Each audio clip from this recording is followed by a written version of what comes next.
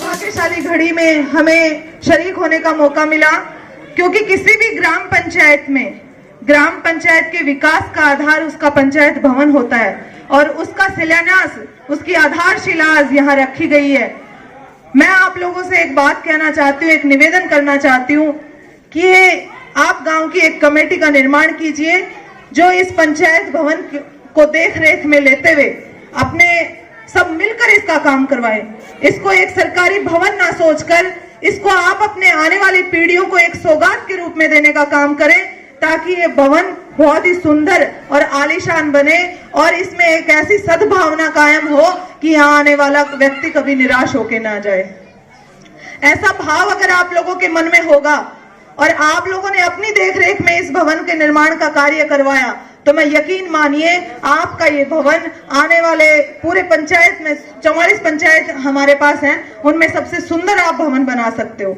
मैं आज बड़े गर्व के साथ कह सकती हूँ कि हम पिछली बार हमने बनवाया था हमारे रामकुमारपुरा का पंचायत भवन, जहाँ पे कम से कम 400 पेड़ जीवित हैं आज और 6-6 फुट की हाइट के लिए हुए हैं। तो आप लोग देखोगे तो आप लोगों को लगेगा कि किसी जन्नत में आ गए।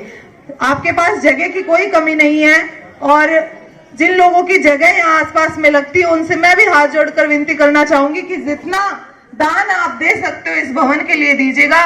इसका कैंपस इतना बड़ा होना चाहिए कि इसमें कम से कम आप 1000 पेड़ लगा सकते हो और आने वाले टाइम में किसान सेवा केंद्र, पटवार घर, जो सारी चीजें बने हो, ये एक कैंपस में अगर बने तो लोगों को सहूलियत होगी।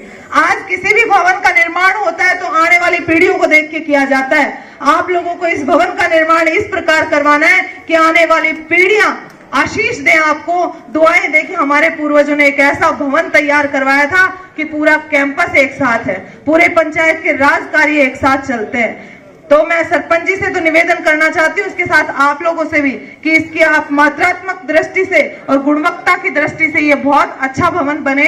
इसी के साथ मैं 5 लाख रुपए की यहाँ घोषणा करके जाती हूँ अपने प्रधान को। युवाओं के लिए खेल मैदान में 5 लाख रुपए देने की घोषणा करती हूँ और समय समय पर हमारे शिक्षा विभाग में प्रधानाचार्य मैडम भी यहाँ पे हैं। मैं आप लोगों से भी एक बात कहना चाहती हूँ कि शिक्षा में भी, इस स्कूल में भी हम कहीं ना कहीं आप लोगों के लिए कोई व्यवस्था करवाएंगे, विकास के कार्यों में कोई कमी नहीं आएगी। मैं लेकिन आप लोगों से एक बात पूरे दिल से कहना चाहती हूँ कि कोई भी नेता आपके पास आता है, देखिए काम सत्ता पक्ष का नेता करवाता है और उसके स्वागत और सम्मान में आप लोगों के मन में कोई ऐसे भाव नहीं होने चाहिए कि वो गुटबाजी मत किया करो। यहाँ आज हम आए हैं, आप लोगों ने इस मंच पर पहुंचाया है हमें, तो वो आप लोगों की देन है, हमारा कुछ नहीं है। लेकिन आज आपने उस सीट पे पहुंचा है तो हम आपको देने आए, गांव का विकास करवाने आए। अगर उसमें आप लोग राजनीति करते हो तो मन में पीड़ा होती है कि हम सिर्फ गांव के विकास के लिए वहां आ रहे हैं और गांव में गुटबाजियां हो रही है कि फलाना नेता ने बुला, हमारे दिखड़ाम कौन बुला। ये सब चीजें गांव के विकास में व्यवधान उत्पन्न करती हैं। और अगर आप लोग, मेरे बड़े बुजुर्ग मेरे सामने बैठे हैं, अगर आप ऐसे भाव रखें तो ये युवा पीढ़ी है ना, ये सेम उसी ढर्रे पे चलेगी। आगे आने वाले युवाओं को हम संस्कार नहीं दे पाएंगे, क्योंकि हम तो उनके बीच में ऐसा बीज बो रहे हैं कि बेटा बस नेता का चक्कर काटा जाओ और देखो जो जैन मन में आओ उन्हें ले आओ, बस गांव का विकास मत करो, कोई सहयोग मत दिखाओ। ऐसे भाव आपके मन में नहीं होने चाहिए।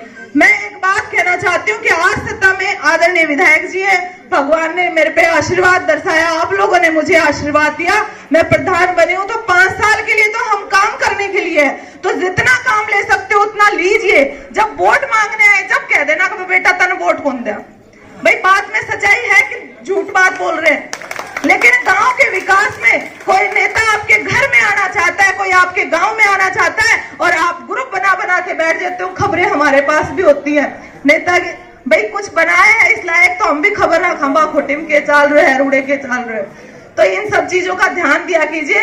मैं एक सुंदर समाज का निर्माण चाहती हूँ। मेरी एक ऐसी सोच है कि हम एक बहुत सुंदर और साफ सुथरे समाज का निर्माण करें जिसमें समरसता और सद्भावना कायम हो।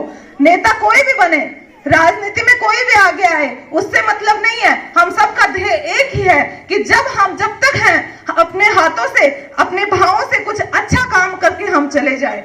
और इन युवा भाइयों से भी ये निवेदन करना चाहती हूँ कि अपना सारा दिमाग सिर्फ शिक्षा की तरफ ले जाइए, सिर्फ अपने समाज और गांव के विकास की तरफ ले जाइए। अगर आपने अपनी कहीं भी छोटा सा योगदान भी निभा दिया तो आप अपने आप को सौभाग्यशाली मानोगे। हमें भी आप पे फक्र होगा कि कहीं ना कहीं हमने प्रेरणा के कोई शब्द कहे होंगे और आप लोगों ने उनसे कुछ सीखा होगा। पुनः मैं सभी का आभार व्यक्त करती हूँ, धन्यवाद देती हूँ और हमेशा इसी भावना के साथ जा रही हूँ कि मेरी इस बांखोटी में, मेरे इस गांव में सद्भावना कायम रहेगी। इन्हीं के शब्दों के साथ आपका बहुत बहुत आभार। जय हिंद, जय भारत।